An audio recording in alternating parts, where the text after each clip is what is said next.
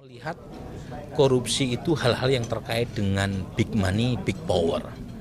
Jadi kasus-kasus korupsi besar yang melibatkan para pelaku pejabat atau politisi, tetapi tidak mengaitkan dengan hal-hal yang sifatnya day-to-day corruption, petty corruption, korupsi kecil. Jadi ini menjadi masalah serius karena kemudian pengertian korupsi dipersempit hanya sekedar hal-hal yang di cover oleh media, hal-hal yang terkait dengan operasi tangkap tangan, tetapi masyarakat kurang memberi porsi perhatian terkait dengan korupsi yang ada di sekitar mereka. Nah, ini yang kemudian membuat toleransi masyarakat terhadap praktek suap, gratifikasi dan kolusi itu masih tinggi. Nah, Mas Muhammad, saya ingin langsung tanya ke Anda, apakah memang betul, memang orang tuh terekspos dengan lebih kepada kasus-kasus yang kita selalu bahas dengan OTT segala macamnya, sehingga hal-hal yang kecil itu justru tidak menjadi perhatian mereka? Iya, dalam survei kita itu mengkonfirmasi bahwa publik itu lebih mempersepsikan korupsi itu sebagai suatu hal yang big money, big man, big power.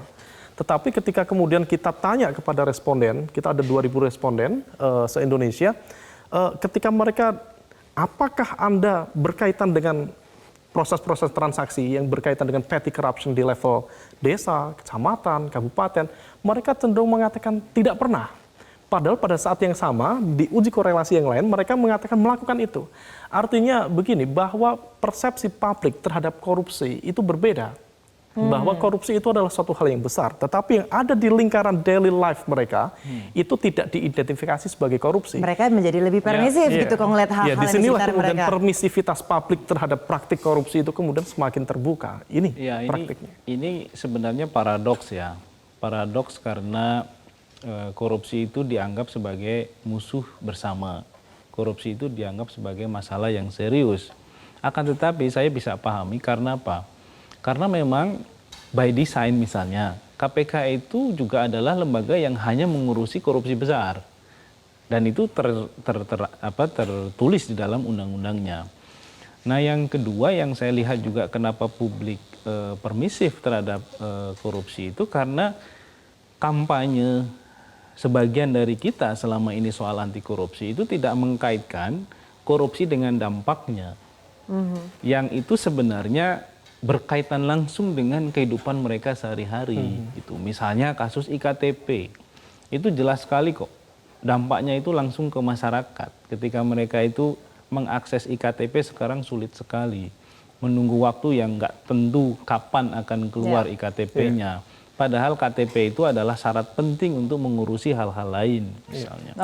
Mungkin oleh karena itu masukan yang mungkin bisa diberikan kepada pemerintah, konteksnya presiden adalah berusaha untuk kembali mempertegas strategi anti korupsi apa yang kemudian akan ditampilkan oleh pemerintah.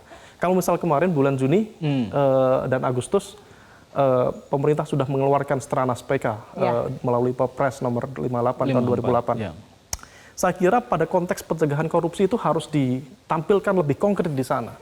Karena di survei kita juga menunjukkan bahwa sebenarnya praktik-praktik petty corruption yang terjadi itu sebenarnya bisa diberantas dengan reformasi birokrasi yang efektif. Jadi perlu lebih detailnya lagi, sebenarnya apa sih mau melakukannya untuk petty crime ini begitu di dalam strategi nasionalnya itu? Dan tetap problemnya sebenarnya adalah problem struktural ya, daripada masalah kultural. Kalau kita bicara soal persepsi publik yang permisif terhadap korupsi itu kan bisa dikaitkan dengan argumentasi kenapa mereka melakukannya.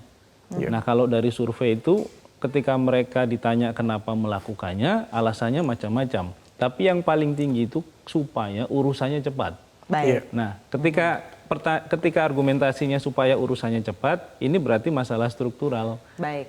Masalah penyedia layanan publik yang harus direform. Justru itu yang harus diperbaiki.